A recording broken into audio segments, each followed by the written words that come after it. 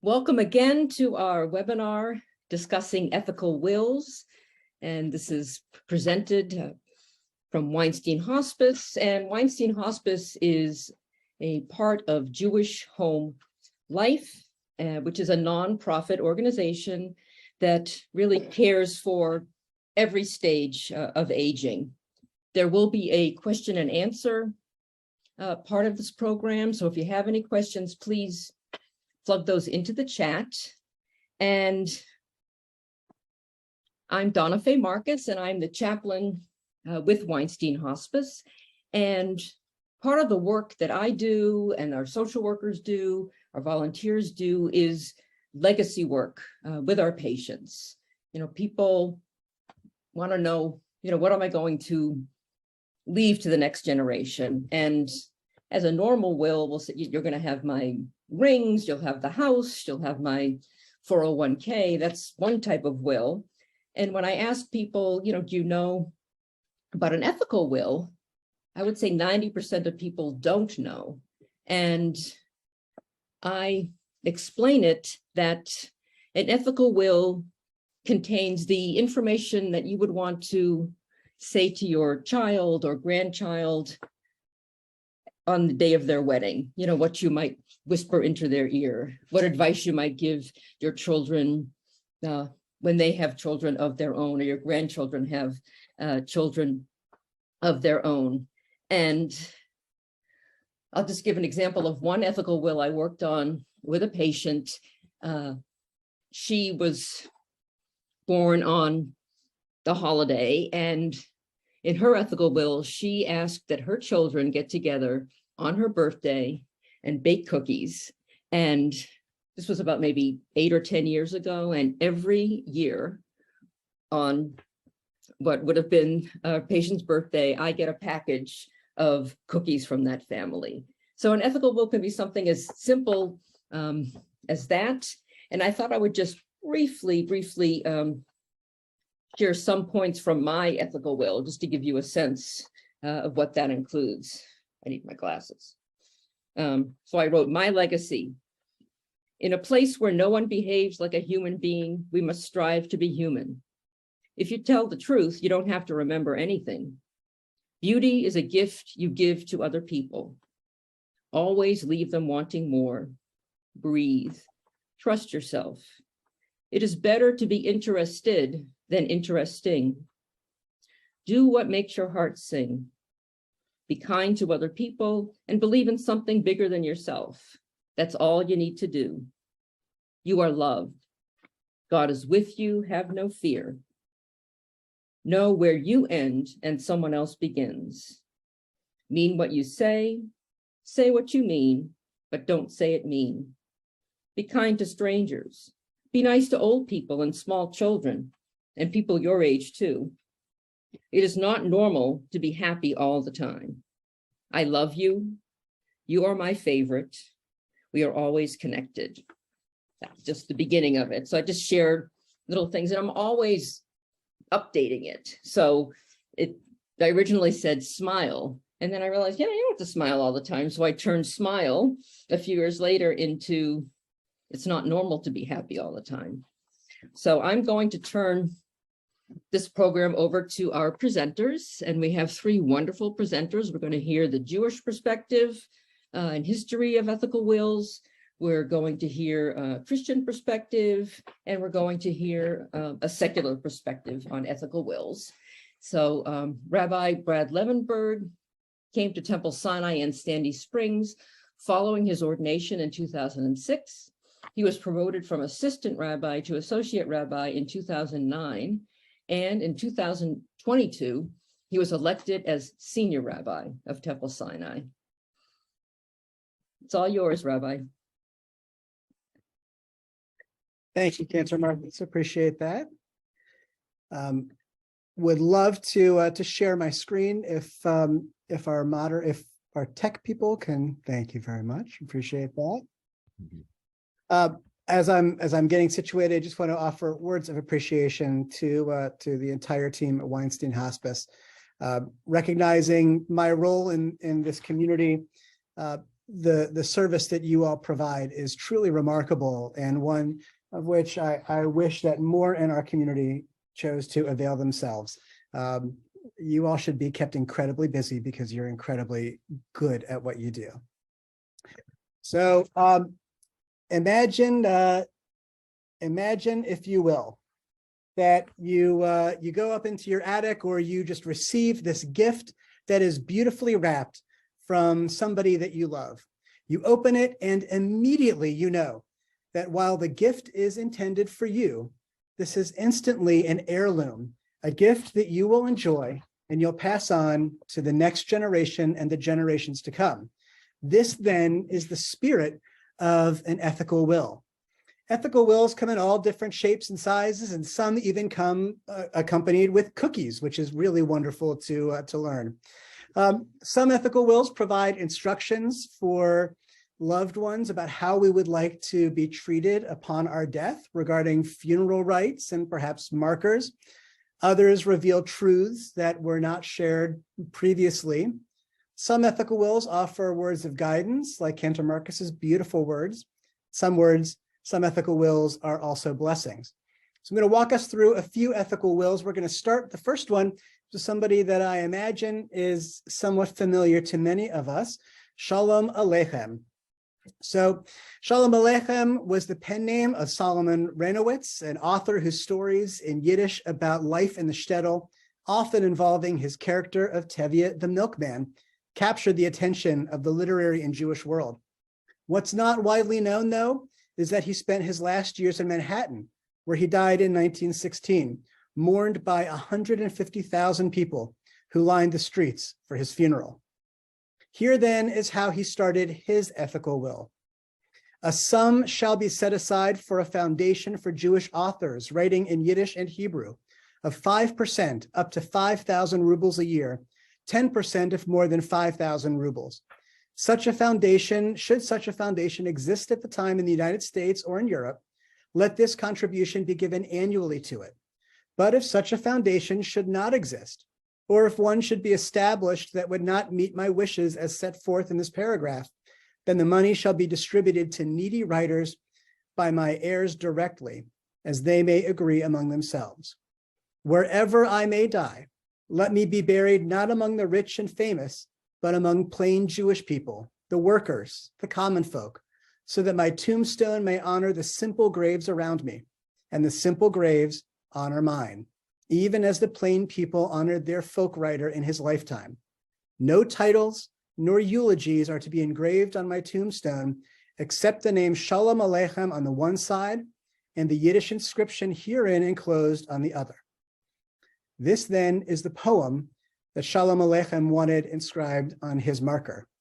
Here lies a plain and simple Jew who wrote in plain and simple prose, wrote humor for the common folk to help them to forget their woes.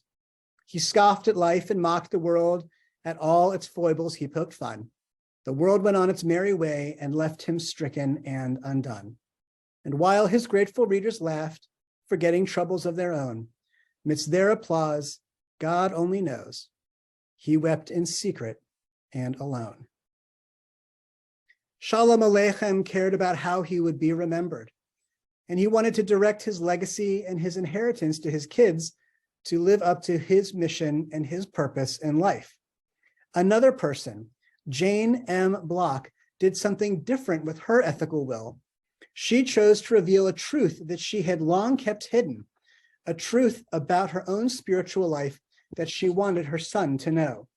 She writes, "My dear Peter, we have not spoken together, you and I, much about God, because I have felt so deeply, I have remained silent.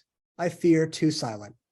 And if you have felt, because my life has had little formal religion, that I have removed myself from deep belief, you would have been given reason to have concluded this.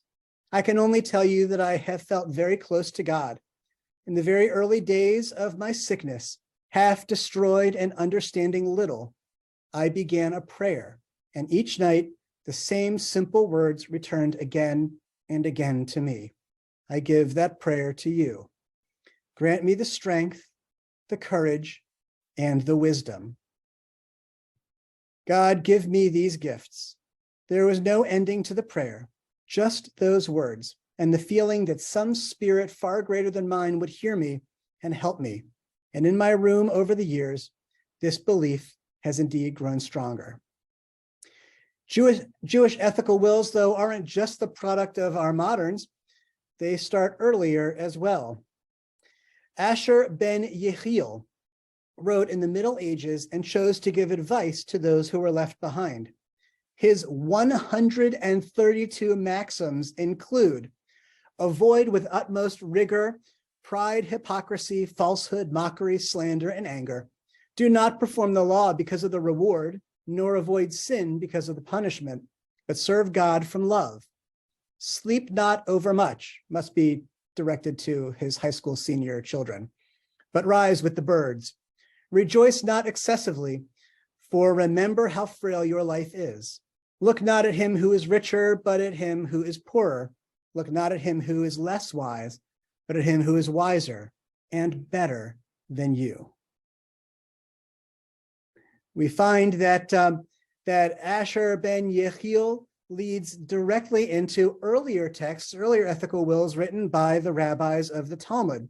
And in fact, some familiar Jewish text could even be included as an ethical will.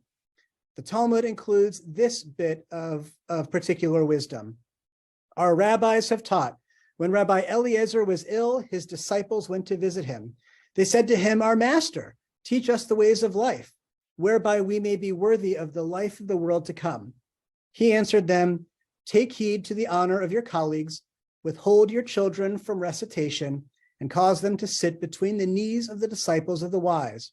And when you pray, know before whom you stand. Thereby will you be worthy of life in the world to come." But wait, there's more, because ethical wills in Jewish tradition don't just start in around the year 500 BCE, going all the way up through today, but rather ethical wills actually began even 1,000 years earlier. This one is recognized as the first ethical will in Jewish tradition. This is from the book of Genesis. Jacob instructed his children, saying, "I'm about to be gathered to my kin. Bury me with my ancestors in the cave which is in the field of Ephron the Hittite, the cave which is in the field of Machpelah facing Mamre in the land of Canaan, the field that Abraham bought from Ephron the Hittite for a burial site. There Abraham and his wife Sarah were buried. There Isaac and his wife Rebekah were buried. And there I buried Leah. The field and the cave in it, bought from the Hittites." From Jacob all the way up through Shalom Aleichem, individuals have chosen to reveal their deepest desires about where they'll be placed, how they'll be remembered, what they choose to leave behind. And so we get then back to our gift. From the Torah through the Middle Ages, through the modern era until, well, today, ethical wills have offered the desires of the deceased in terms of funeral arrangements and why those choices were made, to the values that are to be passed on through the generations, including the desire to find meaning in Jewish identity. What started thousands of years ago continues to this day and inspires at least a part of why we're here tonight. May you find the inspiration and the ability to add your voice to this incredibly rich tradition. Thank you so much, Rabbi Levenberg. It was really terrific. I want to remind everyone too that we do have a question and answer, someone monitoring the questions, and we'd love you to add your questions so we can answer them for you. Our next panelists are Dr. Randall and Leslie Bixby, and they are co-founders of Cultural Architects, and we'll be putting in the chat culturalarchitects.org. Many of their teachings and a lot of what they do is available on their website, free of charge. And they also have a book that can be purchased too, and we will get that information to you too. Through speaking and workshops, resources and coaching, they partner with leaders to transform lives and shape culture from the inside out by building families, businesses, and communities. In addition, Randall and Leslie lead a nonprofit with an emphasis on restoring families. They believe that culture is downstream from the family, and that whoever wins the family wins the culture in the end. Intentionality in end-of-life preparation is vital to leaving an enduring family legacy. All right, thank you for that Thank you. introduction, and thank you, Rabbi. That was really inspiring. We, as the moderator shared, we have a business and ministry called Cultural Architects, and really it's transforming lives and shaping culture from the inside out. And the passion that flows out of that, though, is really around the family. And so we're happy to serve the Family Reformation Project, which is a global move to restore the family to God's design. We're coming from a Christian biblical worldview, and we really believe this, and this is important. Much of our work is really how to do family, like where do you go to family school? But a very important part of that is finishing well. And that really is what we're here tonight to talk about. But we believe that the only legacy that we leave is the legacy that we live. And the only legacy that we live is a legacy that we are. It comes from our character as we get that from God. So we're going to start with a story that Leslie's going to share with you about the tale of two families. It's from the book. Yeah, thanks. In our family legacy work, we highlight this story because it speaks to the generational significance, the impact of how we do family, what we pass on to our generations. And like an ethical will, aside from the unfinished business as people of faith, we should be passing on the character and nature of God, the unfinished legacy. In this story, one family, the Jukes, is traced back to 1,200 descendants. This family line is riddled with mayhem, criminals, drunkards, mental illness. Of the 1,200 descendants, only 20 had ever learned a trade, and half of them learned it in prison. The second family, the Edwards, produced a U.S. vice president, senators, governors, university presidents, judges, ministers, missionaries, and medical doctors. While most families are a mixed bag of success and failures, few are as dismal as Jukes or as stellar as the Edwards, the contrast can't be missed and the lessons shouldn't be missed. Families impact our world for generations. That's a powerful thought, that while we're on the clock, so to speak, or on our shift, that we really do have a responsibility and an opportunity to shape the generational flow and to whatever that requires, right? To clean it up, to expand it, to get clear on a number of things.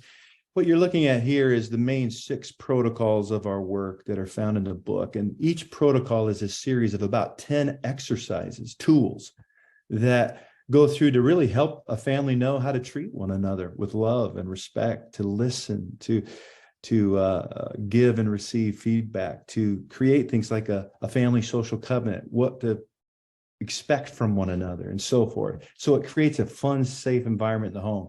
The second protocol, the family identity, really is answering some of life's most important questions. A lot of us have asked those. Who am I? Why am I here? And how does that flow in my family generationally? Then the family ritual is really patterned after the Shabbat, right? That regular time of gathering as a family where we talk about wisdom, we eat good food. That's good foods. Give it up for that. 6th love language. Yeah. And share wisdom and story. And we've added to it a coach approach to life. Like, what is it like to be in a family where what matters to every member matters to everyone? And there's a coaching process to help bring about the dreams, the goals of one another. That's the family ritual. Then there's the family venture, which is a learning adventure, the vacation with an intention and purpose of passing on character. Again, all of these, the main thread throughout is passing on the character and nature of God.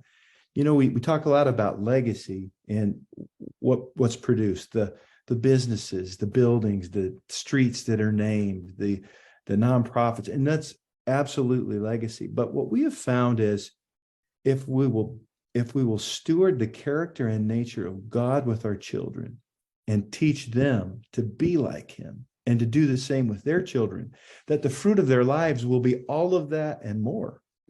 And so we focused our work really around that. And the family mission is how families come together in Christ. And then tonight, and Leslie's going to take it from here, the family impartation protocol really is how. It's the how to pass on the most important things. And we refer to those as, how do you pass on the wisdom?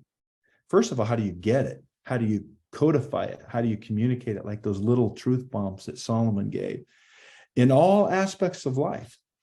And then second is the blessing. How do we craft parental blessings, what we call the heavenly blessing? It's a pattern, a tool, formula. For how do you do that for each one of your kids? And then the stuff, of course, is how to pass that on, but it's really not about the stuff. It's what was the character quality it took to acquire the stuff or to steward the stuff, and the lesson that come along with the stuff as it's imparted. Then, of course, there's a huge layer of unfinished business that Leslie's going to talk about. And then finally, this legacy covenant charge to our generations to do the best they can to do these practices with their kids. Yeah. Leslie. Today, we're here to speak specifically about ethical wills. And in our work, we call this the family legacy impartation. So if you're listening, I want you to close your eyes and just imagine with me unfinished business and unfinished legacy. Imagine that mom or dad have suddenly passed or just entered a hospice situation. They're at the end of their life and can no longer communicate.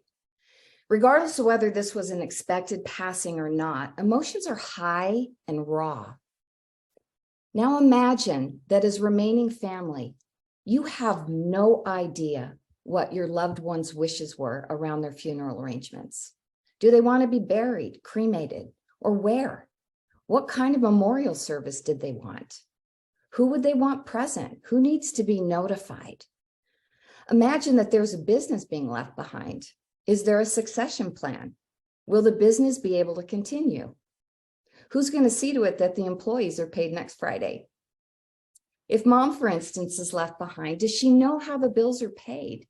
Does she know the passwords to the online accounts? Was there life insurance? Make no mistake, so much hurt happens when there is both unfinished business and unfinished legacy when the end of life comes. And it will come. How will you feel? How will your family feel? What happened here? There we go. There we go. How will your family feel if there is unfinished business while they're grieving your loss? What if we fail to finish the most important business, the wisdom, the blessing, the why behind the stuff, the character values? What will be lost to our generations if we don't make this a priority? And more importantly, how? And that's really what the tools that we have available. And you can download these for free on our homepage, or you can certainly buy them, book, workbook, e-course. We've got videos to help you do those. But here they are. They're just listed out, including all the unfinished business. I know this seems a little granular, but really it's just covering all the bases and making sure everything's tied up so that there's no uncertainty and everybody can focus on grieving or celebrating or just being in that time of pain. Yeah. Now I want you to close your eyes again and imagine all of the aforementioned unfinished business was put in order. Imagine going to a cache where all of these end-of-life matters were clearly communicated, perhaps even a video. One place where you could go and know what your generations have passed on to you, that gift that Rabbi was talking about. Not just the stuff, but the fullness of life's lessons, the wisdom, the character and nature of God. The best wisdom around marriage, business, raising kids, how to forgive, how to heal, how to pass this on to the next generation. How will your family feel if you have finished your business of thoughtfully and intentionally imparting a complete legacy transfer? What will be different in your generations as a result? What would be different for you? Had you had your forefathers or foremothers done this for you? And really, what's really important here is what will you do? And that's our presentation. You can go again to the website if you want some of those tools. But we just want to encourage you to be intentional with your family around what matters most. Thank you. Thank you so much. That was fantastic. And I was going to reach in. I have a notebook that has financial and my long-term care and my life insurance, and also I got bought my funeral plot back in Sharon, Massachusetts, and actually took selfies on the grave there because, in the work that I do, I see, at end of life, so much unfinished business, especially if you have, one child living in Dallas and one child living in Boston, and the parents are, in Miami, and, where does that person get buried? And I think there's a superstition that, oh my goodness, if I make these plans, somehow it's going to kill me, which is ridiculous. We're all going to die. So I'll have more to say later, but I would like to now turn it over to Scott Zucker. And of course, I lost mine. So Scott Zucker is a partner in the Atlanta law firm of Weissman, Zucker, Euster, and Katz, and has been practicing law since 1987. And Scott is passionate. He's a passionate ethical wills advocate, speaking and teaching on the importance of creating legacy, writings to share family histories, personal values, and lessons learned for future generations. And take it away, Scott. Well, good evening, everybody. Let me get my screen going here so I can share this with you all. It's an honor to be with you tonight. I hope you all can see that.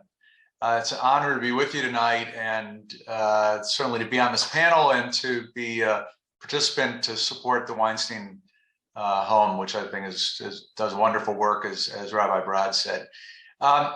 So I want to start out by disclaiming the fact that I am a lawyer, but that ethical wills are not legal documents.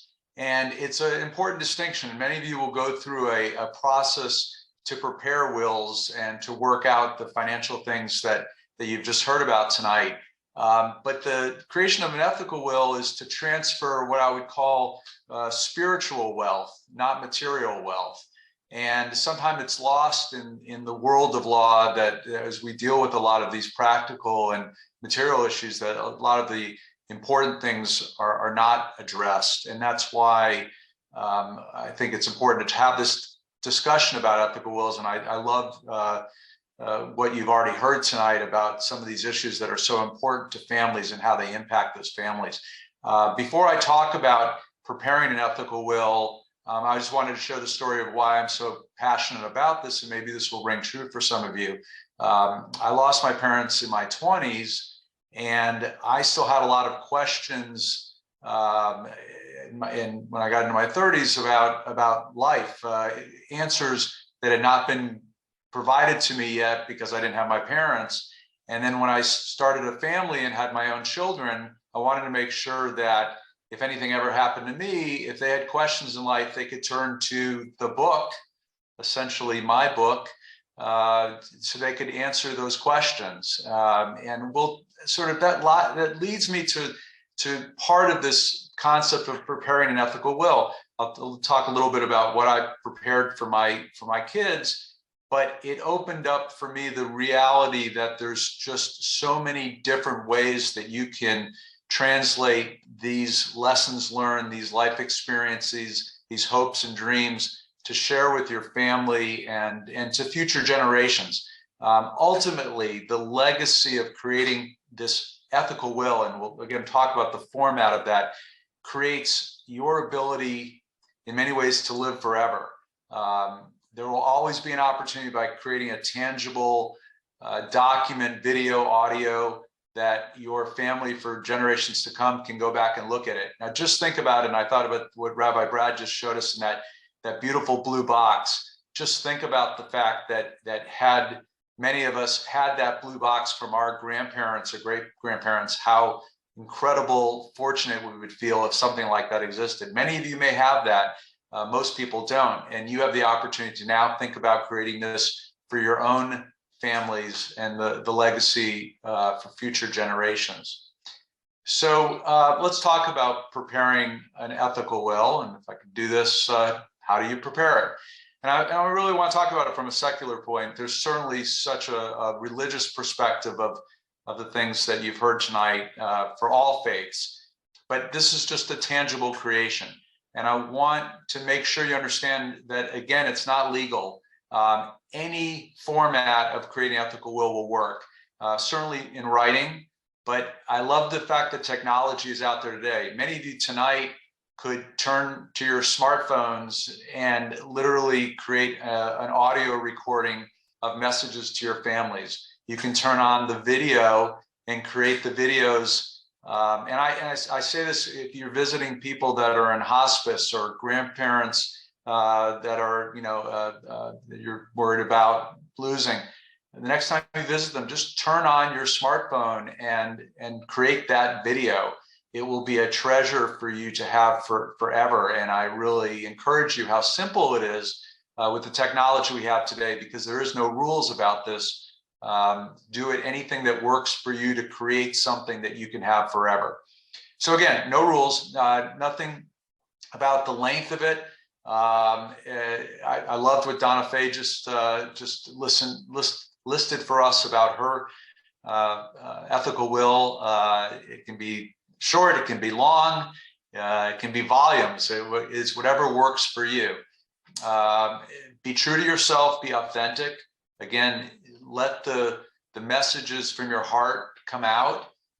It'll be beautiful, whatever you create, because it will be from you and it will be authentic. I do warn you to be positive, and it's not a time to share messages that are negative or critical. I think you want to leave behind something that demonstrates your positivity and the messages of beauty and love that you have for your family. So think about it in a positive sense, even though it may be a very difficult and negative time when you're creating it.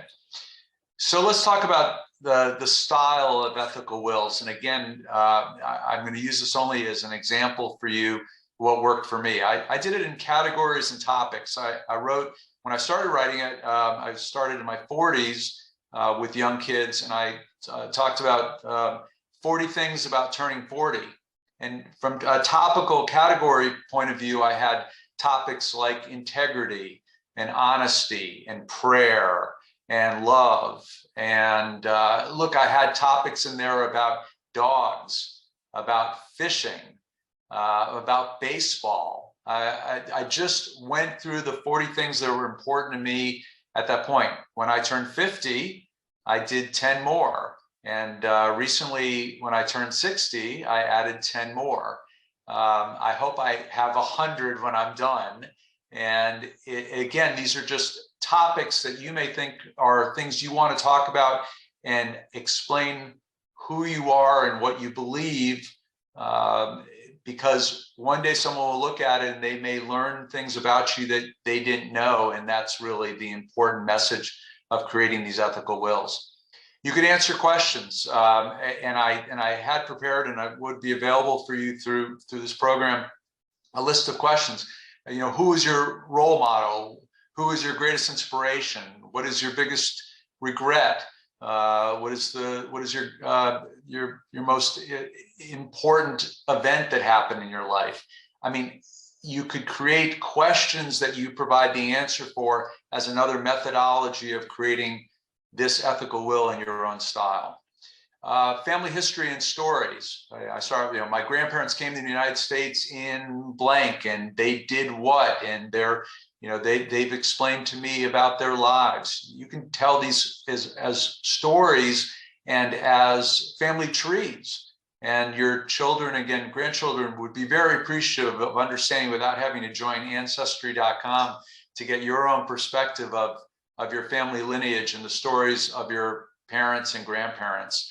Again, I wish I had asked my parents more about their lives. I certainly am sad that I don't know more about my grandparents.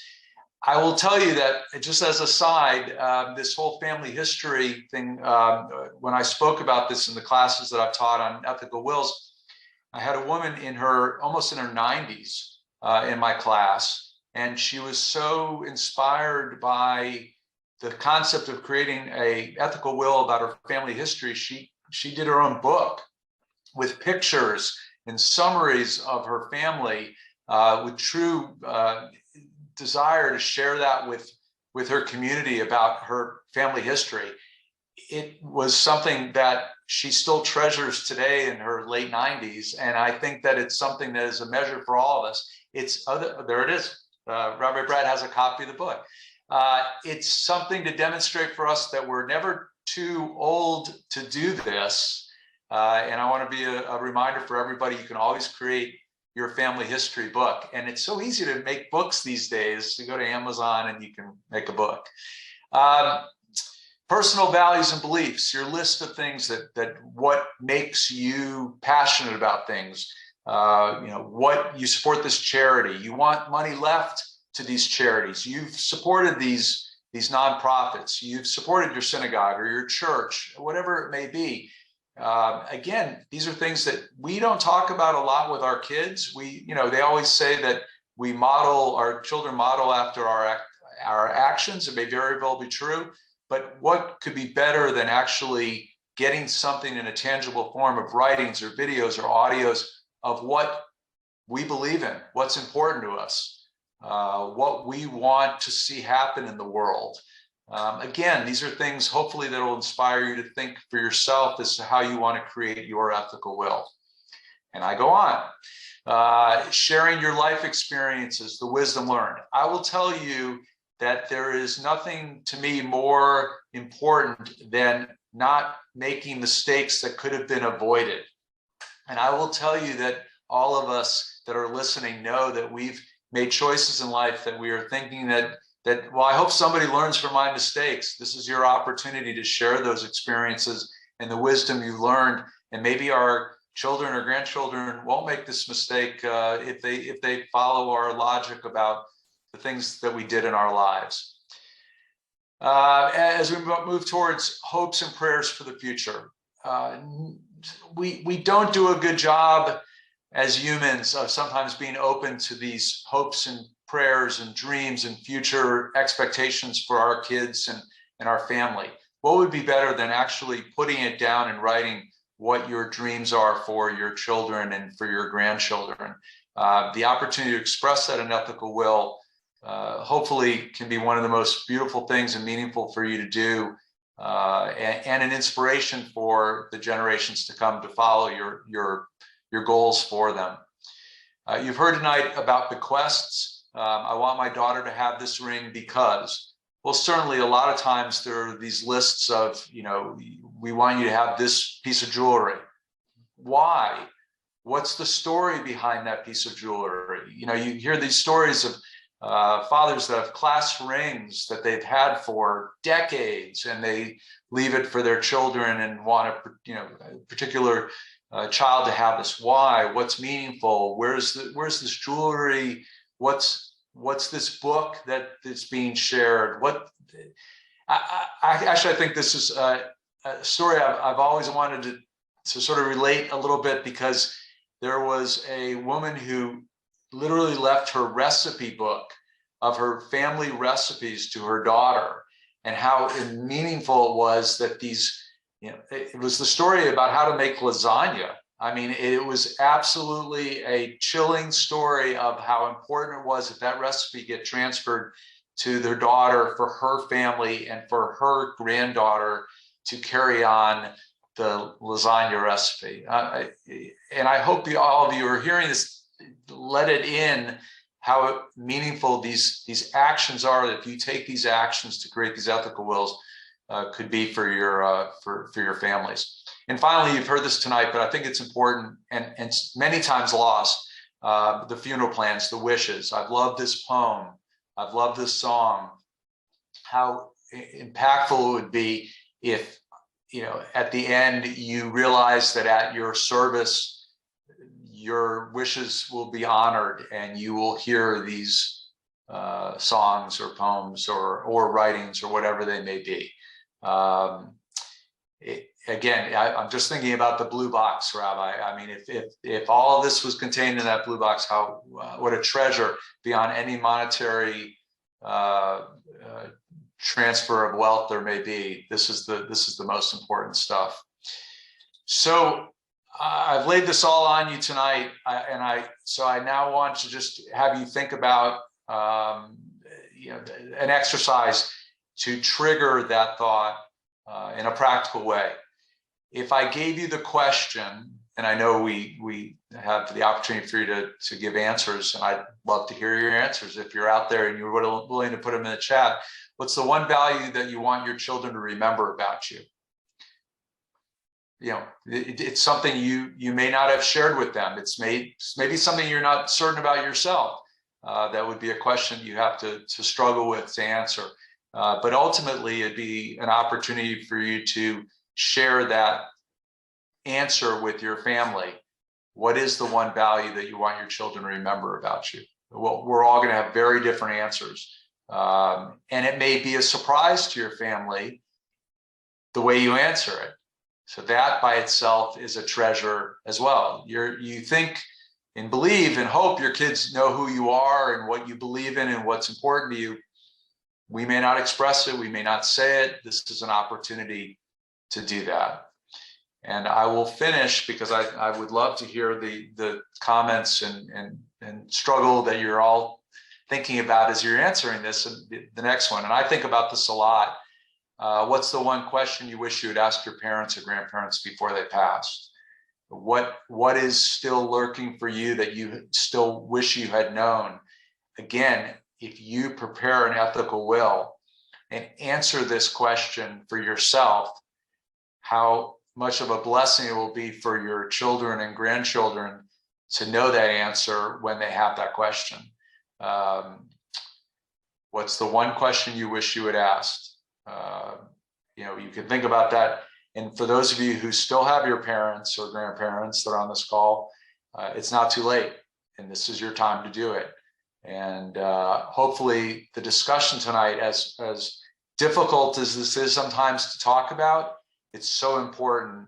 And I hope you listen to all of us and understand how important it is that we share this information with you and hopefully motivate you to do what you should do for yourself and your family. Thank you. Thank you so much, Scott.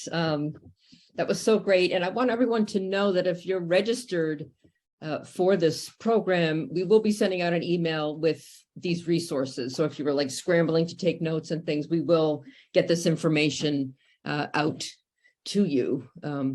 So again, if you have any questions, please put them in the question and answer section. And I have one question here. Should I communicate my wishes while I am alive or after I am gone? And if while I am alive, what would it look like? So I open this up to our three panelists. I think The for question was, yeah, for should us, I? we'll say both. There's such a wonderful opportunity while we're still here to to hear the voice, to see the emotion, to watch the tears, and to connect so deeply. And emotional implant is really what carries these things on generationally. So it'll be certainly emotional to have it written or in a video once we're gone, but we really work on, if there's the opportunity to do it while you're still alive, do it. Yeah, and I'll add to this too. We really modeled much of this end of life stuff around Jacob's blessing to his sons. And if you read that whole account in Genesis, he also charged them with some responsibilities and consequences. And there were some real truth bombs in there spoken, and they kind of come off harsh when you read the passage, but there's the opportunity this side of heaven to pass that stuff on and to open up that dialogue if it needs to happen. Wonderful. I don't want to interfere with what I thought Brad was going to say something.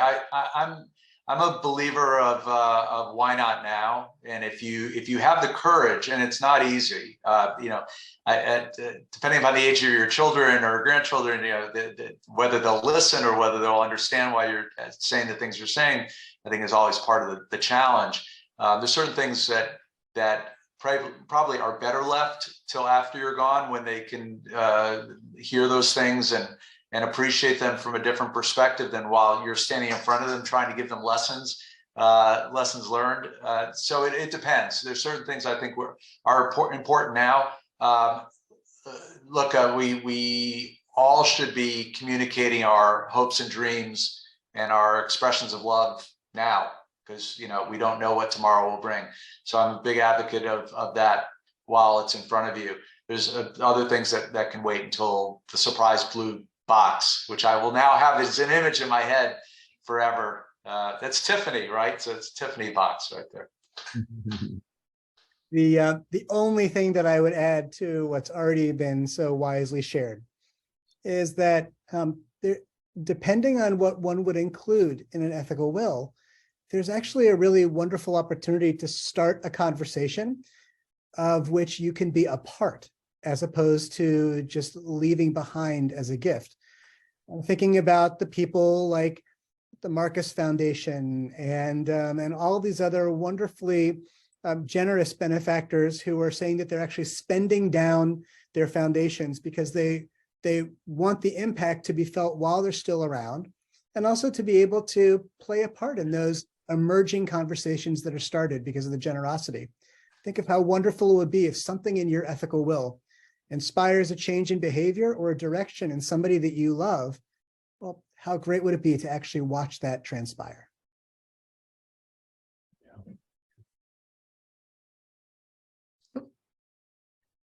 The idea of, blessing, within Judaism on Friday nights, we bless our children, and every moment is an opportunity to bless each other and bless our children. And also, just as you're talking, I'm thinking too, my children are very different. So I'm now thinking, ethical will for, child number one might be a little bit different for child number two, because they're very different people. So it doesn't necessarily have to be one size fits all document. You can maybe have, letters or blessings for children or nieces or nephews. And are there any more questions in the chat? Don't be shy. We have 13 more minutes, and we'd love to answer any of your questions. If they don't have questions, I'd love to have people just spontaneously send their one word of what their value is, but that's a lot to ask. It's a lot easier when you're in person, because I go up to people and force them to. So virtually is a little different. Yeah, could you repeat the question you asked just so people can have that again? Yeah, I said, what's the one value that you want your children to remember about you?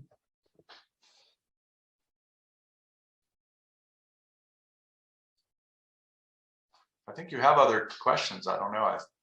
Yeah, Scott, would you care to share your value that you want to make sure your children have? Yeah, I mean, again, when I did these topics, it all stemmed from the word integrity, and that was sort of the essence of the lesson to start out with. Was my view on integrity. Integrity leads to honesty. It leads to having a clear mind. It has to, in business and life, with relationships. I mean, so that one value that my children will clearly tell you they hear in life, as well as my writings for them afterwards, flows from the value of integrity. How about you, Donna Faye? Mine, I was just thinking about mine. I think it boils down to be kind, and also to continue to develop a relationship with God through prayer and, whatever that might mean for them. And also to find some way to observe Shabbat, whatever works, for them. It doesn't necessarily have to be the traditional way. So those are just important things. Like I don't do commerce on Saturdays. And that's just one of my things. And my children have, know that I don't take them out, for lunch on Saturday. We don't go shopping. And it's just a way that just has me not be so busy, and they get to see that example.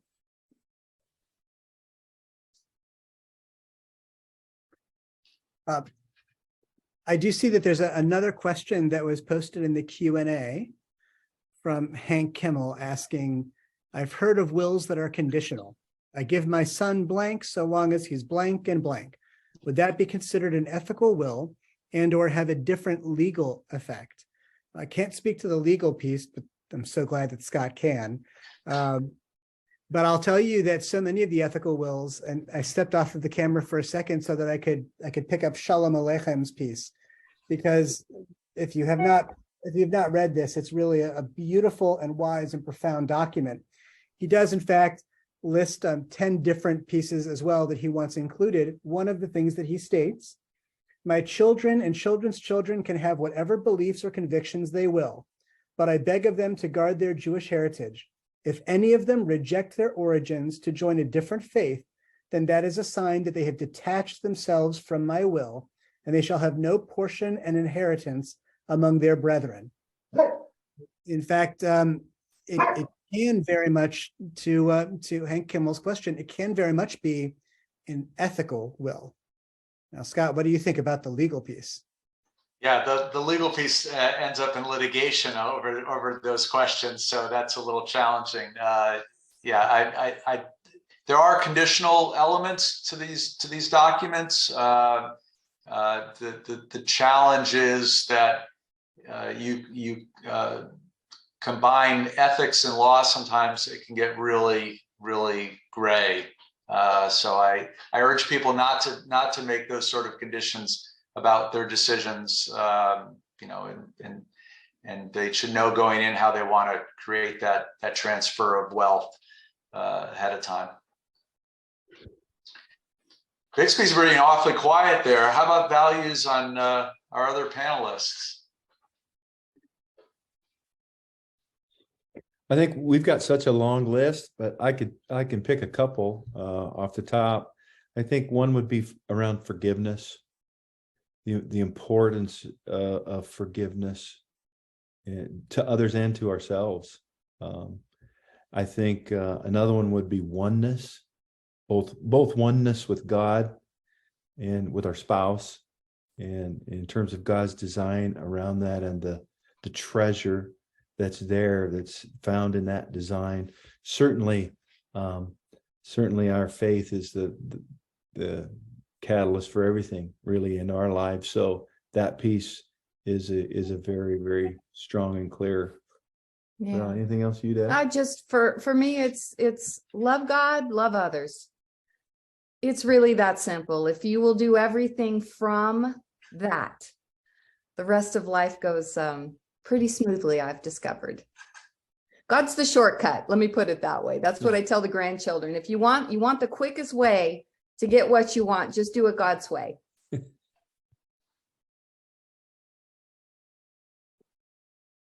Can everyone see the Q&A, or is it just the moderators? Because I can read some of the responses in the Q&A.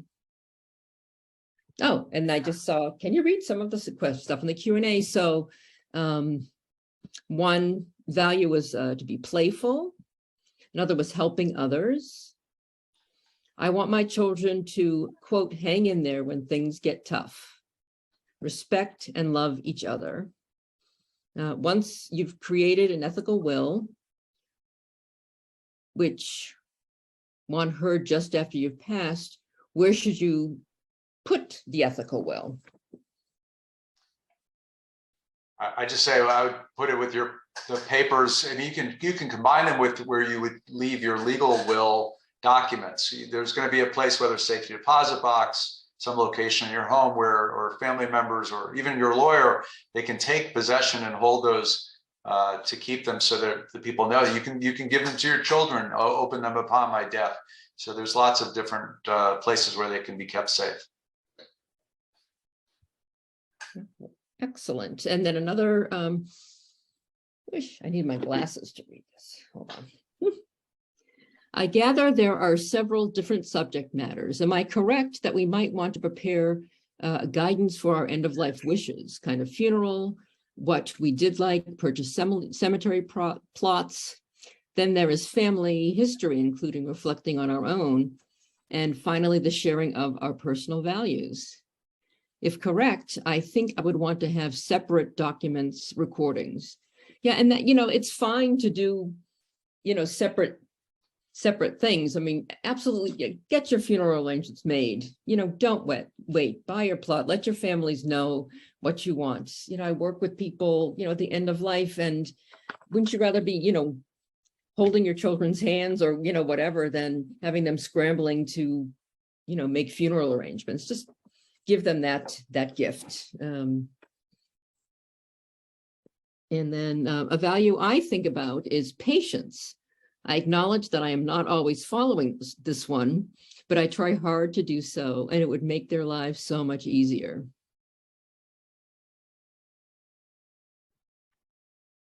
If I could, Cantor Marcus, just build off of something that you had responded to with to Nat Gazansky's question.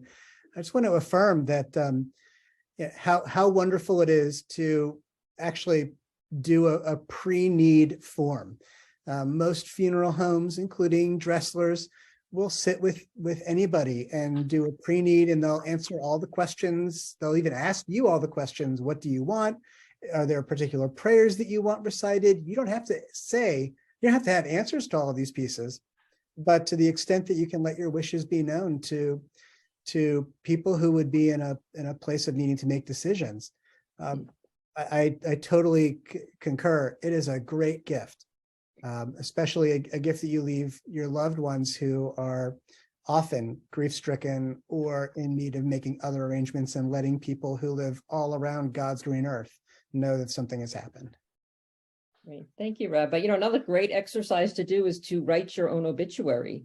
That was an assignment I got from my 5th grade teacher, Mr. Gaffney, all those many years ago. And just like Scott, each time I turn a decade, I just turned 62, I, rewrote my obituary. And, whether my family wants to use that one or not,